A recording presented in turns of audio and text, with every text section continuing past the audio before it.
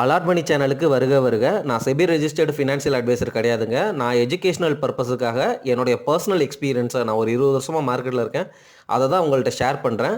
நீங்கள் எந்த முடிவு எடுக்கிறதா இருந்தாலும் உங்கள் நிதி ஆலோசகரை அணுகி அதுக்கப்புறம் பணத்தை போடுறதை பற்றி முடிவு பண்ணுங்கள். நன்றி.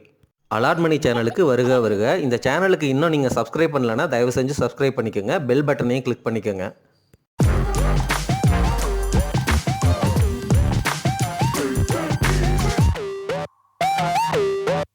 அனைவருக்கும் வணக்கம். நம்ம எல்லாருமே ரீட்டைல் இன்வெஸ்டராக இருக்கும் பொழுது லோ பியில் ஒரு ஸ்டாக்கு கிடைக்கிது இபிஎஸ் அப்படின்னு பார்க்கும் பொழுது ரொம்ப லோ பியில் கிடைக்கிது அப்படின்னு சொல்லிட்டு அந்த ஸ்டாக்கை வாங்குவோம். அதே சமயம் ஒரு ஸ்டாக்கை நல்லா போகும்னு நினச்சி வாங்குவோம். ஆனால் அது லாஸ் கொடுத்துட்டு அப்படியே நம்ம போர்ட்ஃபோலியோவில் ரொம்ப வருஷமாக அப்படியே கிடக்கும். நம்மளுக்கு என்னென்னா அந்த ஸ்டாக்கு என்னைக்காவது மேலே எந்திரிச்சு நம்ம வாங்கின ப்ரைஸை விட அதிகமான ரிட்டர்னை கொடுத்துரும் அப்படின்னு ஹோல்டு பண்ணிக்கிட்டே இருப்போம். அது நல்ல கம்பெனி, அதாவது பிஸ்னஸ் நல்லா போயிட்டுருக்கு. பாட்டம் லெவல் அனாலிசிஸ் நம்ம தொடர்ந்து குவார்ட்டர்லி பண்ணும் பொழுதும், அந்த கம்பெனியோடைய மேனேஜ்மெண்ட்டோடைய ஸ்பீச்சை கேட்கும் பொழுதும், ஆனுவல் ரிப்போர்ட்டை நம்ம படிக்கும் பொழுதும், அந்த கம்பெனியை பற்றி ஃபினான்ஷியல் எக்ஸ்பர்ட்ஸ்லாம் என்ன சொல்கிறாங்க, அந்த கம்பெனி ஏன் இப்படி டவுனாகவே கிடக்குது அப்படின்னு நம்ம புரிஞ்சுக்கிறது மூலமாக அந்த கம்பெனியை நம்ம வச்சுக்கணுமா வேணாமான்னு முடிவு செய்யணும். ஒரு புத்திசாலியான முதலீட்டாளர் லாஸ் வருது அப்படின்னா அந்த ஸ்டாக்கில் உள்ள லாஸை விற்றுட்டு அந்த லாஸில் இருந்து லாஸான காசை கொண்டு போய் நல்ல ஷேரை வாங்குவார். குழப்பறதுன்னு நினைக்க வேணாங்க. நம்மளுக்கு ஒரு ஸ்டாக்கை லாஸில் விற்கிறதுங்கிறது கஷ்டமான விஷயம். ஆனால் புத்திசாலியான முதலீட்டாளர் அதை விற்பாங்க. நம்ம ரொம்ப லோ பிஇ ஸ்டாக்கை பிடிப்போம், ஆனால் அந்த கம்பெனி திவாலாகும். இதெல்லாம் தான் நடக்குது. பாட்டம் ஃபிஷ் பண்ணுறோம் அப்படின்னு சொல்லிட்டு அடிபட்ட ஸ்டாக்கு, பயங்கரமாக உடஞ்ச ஸ்டாக்கு, நான் கூட ஒரு வீடியோ போட்டிருக்கேன் உங்களுக்கு, ரிஸ்கி ஸ்ட்ராட்டஜி அப்படின்னு சொல்லிட்டு ஜி, ஆர்பிஎல் பேங்க்கு, பந்தன் பேங்க்கு, இந்த மாதிரிலாம் உங்களுக்கு ரிஸ்கி பெட் ஸ்ட்ராட்டஜியில் போட்டிருக்கேன். ரிஸ்கி பெட்டுனா என்ன அர்த்தம்னா, போட்ட காசு 100% போகிறதுக்கு வாய்ப்பு ரொம்ப அதிகமாக இருக்குது அப்படிங்கிற மாதிரி கம்பெனிகள். ஆனால் இந்த கம்பெனிகளை நம்ம ஏன் பிடிக்கிறோம் அப்படின்னா பயங்கரமாக விலை குறைஞ்சிருக்கு. 5 வருஷம் லூசரில் இந்த ஸ்டாக்கு டாப்பில் இருக்கிறாங்க. 5 வருஷத்துக்கு முன்னாடி 600 ரூபாய் இருந்தாங்க, இப்போ 100 ரூபாய் தான் இருக்கிறாங்க அப்படின்னு நம்ம பாட்டம் ஃபிஷ் பண்ணுறோம். ஆனால் அந்த ஸ்டாக் 100 ரூபாயிலிருந்து ஜீரோவுக்கு போகிறதுக்கு வாய்ப்பு அதிகம். அப்படிங்கிறதுனால தான் அதை ரிஸ்க் ஸ்ட்ராட்டஜி அப்படின்னு நான் சொல்லியிருக்கிறேன். சரி, இப்போ இந்த வீடியோ பதிவை போடுறதுக்கு முக்கியமான காரணம், ஆர்பிஎல் பேங்கை பற்றி ஒரு சின்ன தகவல் பார்த்தேன். அதுலேருந்து எனக்கு ஒரு ஷாக்கு கிடச்சிச்சு. அந்த ஷாக்கை உங்ககிட்ட பகிர்ந்துக்கிறேன்.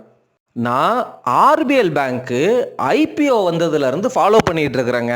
ஆர்பிஎல் பேங்க்கு ஐபிஓ வந்தப்போ எல்லா மியூச்சுவல் ஃபண்ட் ஹவுசஸ்லையும் பேங்க்லலாம் நீங்கள் போனீங்கன்னா, சார் இந்த ஆர்பிஎல் ஸ்டாக்கு ரொம்ப சூப்பரான ஸ்டாக்கு சார், வாங்குங்கன்னு சொல்லி பயங்கர ஹைப்பு கொடுத்து அந்த ஸ்டாக்கை நிறைய ரீட்டைல் இன்வெஸ்டர்ஸ் வாங்கினாங்க. அந்த ஸ்டாக்கும் மேலே போச்சு, நல்லாவே மேலே தான் போச்சு. ஆனால் ஆர்பிஎல்லுடைய அந்த பேங்கினுடைய ஷேர் பயங்கரமாக அடிபட்டு கீழே விழுந்துச்சு. ஏன்னா அவங்க இந்த கார்ப்பரேட் லெண்டிங்கில் ஏகப்பட்ட வாராக்கடன் சிச்சுவேஷனில் தத்தளிக்கிறாங்க. சரிங்களா? இப்போது ஆர்பிஎல் பேங்கினுடைய விலை ரொம்ப பாட்டத்துக்கு வந்துருச்சு. அந்த மாதிரி ஷேரை நம்ம ரிஸ்கி பெட் ஸ்ட்ராட்டஜியில் கன்சிடர் பண்ணலாம் அப்படின்னு நான் ஒரு வீடியோ போட்டிருக்கேன். அது இப்போ எனக்கு ரொம்ப தவறுன்னு தோணுது. ஏன்னா ரிஸ்கி பெட் ஸ்ட்ராட்டஜியில் இந்த ஸ்டாக்கை நான் இப்போது ஆர்பிஎல் பேங்கை என்னுடைய அந்த ரேடார்லேருந்து கம்ப்ளீட்டாக ரிமூவ் பண்ணுறேன். நான் ஆர்பிஎல் பேங்க்கில் இன்வெஸ்ட் பண்ணக்கூடாது அப்படிங்கிற மாதிரி என்னுடைய பர்சனல் முடிவை எடுத்துருக்கிறேன். அதுக்கான காரணங்களை நான் உங்ககிட்ட ஷேர் பண்ணுறேன். ஏன் அப்படின்னா, ஆர்பிஎல் பேங்கினுடைய இமெயில்ஸ் வருதுங்க. அவங்களுடைய பெர்ஃபார்மன்ஸு, பேங்க் எப்படி பண்ணுது அப்படின்னு சொல்லிட்டு ஒரு இமெயில் வருது. அது ரொம்ப பாசிட்டிவாக இருக்குது. சரி, இந்த பேங்க் ப்ரைவேட் பேங்காக இருக்குது, ரொம்ப பாசிட்டிவாக இமெயில் அனுப்புகிறாங்க, சரி கஷ்ட காலத்தில் இருக்கிறாங்க போல இருக்கு, மேலே எந்திரிச்சு வந்துடுவாங்க அப்படின்னு நினச்சி ஒரு போர்ஷனை பெட் எடுக்கலாம் அப்படின்னு தான் யோசிச்சுட்டு இருந்தேன். ஆனால் என்ன நடந்திருக்கு தெரியுங்களா? ஆர்பிஎல் பேங்கினுடைய அந்த MD and chief executive officer யார் அப்படின்னு நான் பார்க்குறேன். சரிங்களா? அவர் ஆர் சுப்பிரமணிய குமார். சரி, இவரை பற்றி என்ன தெரிஞ்சுக்கலாம் அப்படின்னு சொல்லிட்டு விக்கிபீடியாவில் போகிறேன். ஆர் சுப்பிரமணிய குமார் அப்படிங்கிற அந்த சிஇஓ ஃபார்மர் எக்ஸிக்யூட்டிவ் டைரக்டர். புரியுதுங்களா? முன்னாடி எக்ஸிக்யூட்டிவ் டைரக்டராக இருந்திருக்கிறாரு. எந்தெந்த பேங்க்குக்கு? Indian bank and Indian Overseas bank. Indian Overseas bank கம்ப்ளீட்டாக போன பேங்க்கு. சரிங்களா? அந்த பேங்க்கு ஏகப்பட்ட கடன் கொடுத்து ஏகப்பட்ட பிரச்சனையில் மாட்டி அந்த பேங்க்கோடைய பிரான்ச் எல்லாம் தமிழ்நாட்டில் வந்து க்ளோஸ் பண்ண போய் அதுக்கப்புறம் பயங்கர ப்ரொட்டஸ்ட்லாம் நடந்து அந்த ஸ்டாக்கை நான் வந்து 38 ரூபாய்க்கு வாங்கி பல வருஷம் 7-8 வருஷமாக வச்சுருந்து அதை வந்து வெறும் 10 ரூபாய்க்கு வந்து விற்றுட்டு போனேன். சரிங்களா? இந்த மாதிரி கொடுமையான அனுபவம் எனக்கு இருக்குது.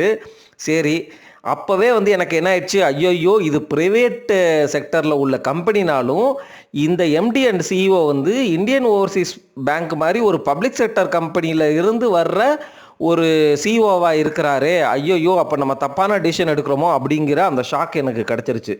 அதுக்கப்புறம் இவர் அந்த சுப்பிரமணிய குமார் அப்படிங்கிறவர் எங்கே வந்து அவருடைய கேரியரை ஸ்டார்ட் பண்ணார் அப்படின்னா பஞ்சாப் நேஷ்னல் பேங்க்கில் வந்து ஸ்டார்ட் பண்ணியிருக்கிறாரு.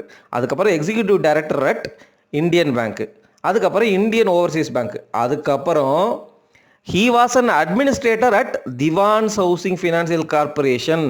அந்த டிஹெச்எஃப்எல்ங்கிறது வந்து கிறிஸ்டல் AAA ரேட்டிங் உள்ள பாண்டை கொடுத்து எல்லா மக்களும் இன்வெஸ்ட் பண்ணி அந்த கம்பெனியே திவாலாயிடுச்சு.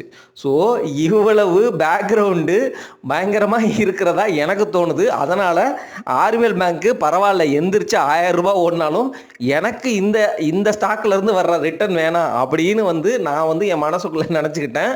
இந்த ஆர்பிஎல் பேங்க்கை பற்றி நான் அங்கங்கே வந்து 1-2 தடவை வந்து பேசியிருக்கிறேன்.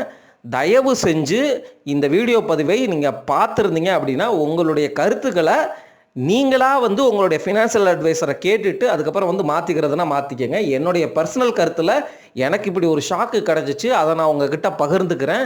நான் செபி ரெஜிஸ்டர்ட் அட்வைசர் கிடையாது. இந்த மாதிரி வந்து பேசலாமான்னு எனக்கு தெரில. பட் என்னுடைய பர்சனல் ஒப்பீனியனை நான் ஷேர் பண்ணிட்டேன். ஒரு ப்ரைவேட் பேங்க்குன்னு நினச்சேங்க, பாட்டம் ஃபிஷிங் பிடிக்க போகிறேன் அப்படின்னு நினச்சேங்க.